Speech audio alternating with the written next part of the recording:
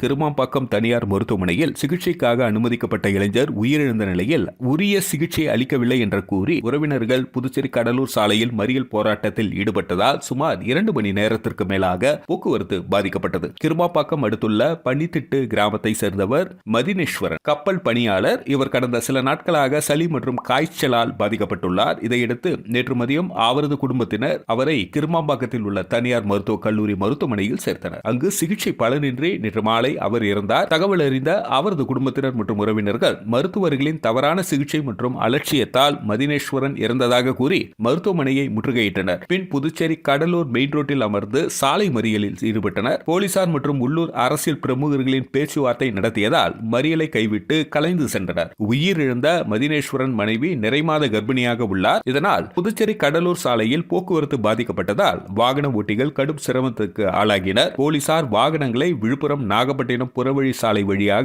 திருப்பிவிட்டனர்.